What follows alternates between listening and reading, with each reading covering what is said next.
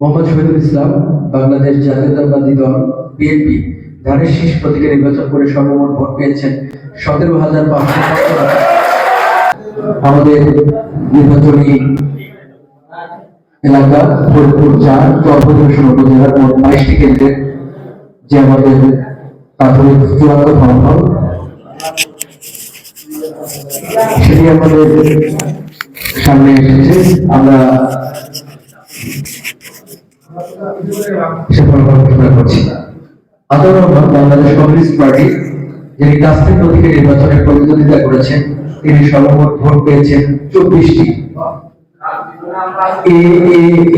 মুজাহিদে স্বতন্ত্র প্রার্থী, তিনি ফুটবল প্রতীকে নির্বাচন করে সর্বমোট ভোট পেয়েছেন 10,533টি।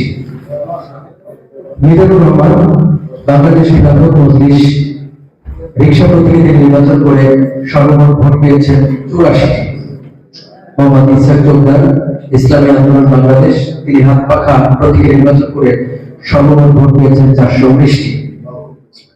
মোহাম্মদ শহীদুল ইসলাম বাংলাদেশ জাতীয়তাবাদী দল বিএনপি ধানের শীষ প্রতীকে নির্বাচন করে সর্বমোট ভোট পেয়েছেন 17,500।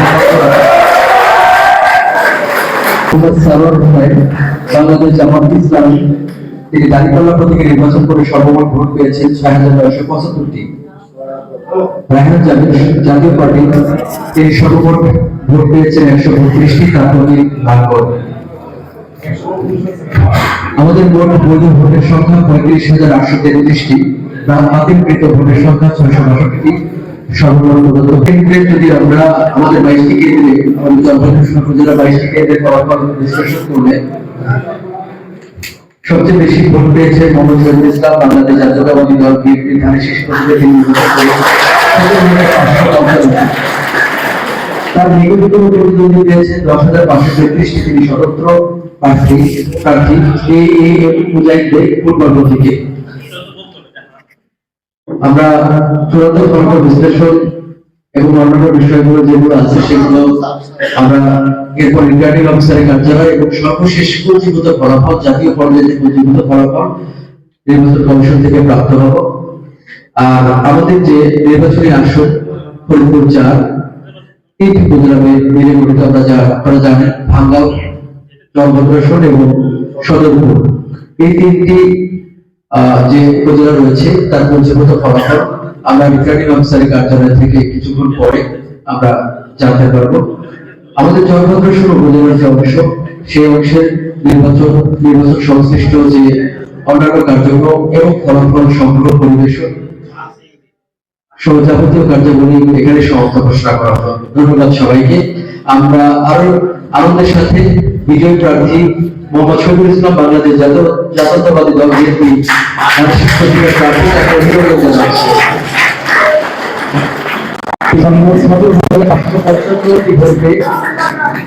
অবস্থান করছে। ধন্যবাদ সবাইকে সাথে থাকার জন্য। আমি এর সাথে কৃতজ্ঞতা প্রকাশ করছি আমাদের আইন শৃঙ্খলা রক্ষাকারী যারা সংস্থা ছিল, বাংলাদেশ সেনাবাহিনী, র্যাব, বিজিবি, বাংলাদেশ পুলিশ সহ আমাদের সাংবাদিক ভাইরা যারা আছেন, তারা প্রত্যেকেই অত্যন্ত যত্নের সাথে আমাদের সংবাদগুলো সংগ্রহ করেছে। কোনো রকম বিশৃঙ্খলা ছাড়া তারা সুশৃঙ্খলভাবে প্রত্যেকটি সংবাদ সংগ্রহ করেছেন এবং এটা দেশের মানুষের কাছে পৌঁছে দিয়েছেন। তাদের প্রতি আমার কৃতজ্ঞতা। এছাড়া যারা বিভিন্ন রাজনৈতিক দলের যারা প্রার্থী রয়েছেন, প্রার্থীর এজেন্ট রয়েছেন, প্রার্থী মনোনীত প্রতিনিধি অথবা সমর্থক যারা রয়েছে, ভোটার রয়েছে, তারা প্রত্যেকেই সুশৃঙ্খল ছিলেন। আমাদের এখানে ছোটখাটো কোনো বিচ্ছিন্ন ঘটনাও ঘটে। এজন্য আমরা সবার প্রতি কৃতজ্ঞতা জ্ঞাপন করছি।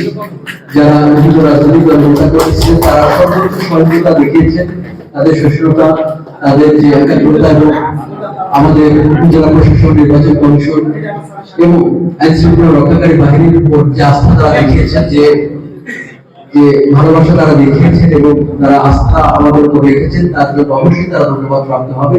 এবং আমাদের পক্ষ থেকে তারা ধন্যবাদ প্রাপ্ত হবে কারণ তারা তাদের যে ধৈর্য এবং একাগ্রতা দেখিয়েছেন, সেজন্য আমাদের পক্ষ থেকে তারা ধন্যবাদ প্রাপ্ত হবে।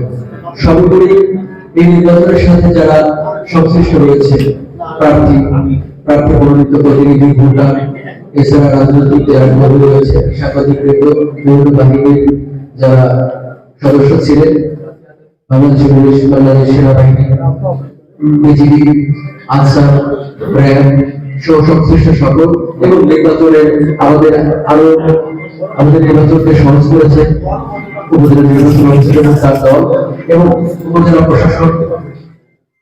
প্রশাসনের প্রতি যারা আমাদের কর্মকর্তা ছিলেন, কর্মচারী ছিলেন, এছাড়া উপজেলা পরিষদের আমাদের যারা স্টাফ ছিলেন, আমাদের উপজেলা সংশ্লিষ্ট কর্মকর্তা বৃন্দ, বিশেষত আমাদের প্রিজাইডিং অফিসার যারা বিভিন্ন ক্ষেত্রে দায়িত্ব পালন করেছেন, সরকারি প্রিজাইডিং অফিসার হিসেবে দায়িত্ব পালন করেছেন, পুলিশ অফিসার হিসেবে দায়িত্ব পালন করেছেন, প্রত্যেকের ভূমিকা ছিল অত্যন্ত প্রশংসনীয়।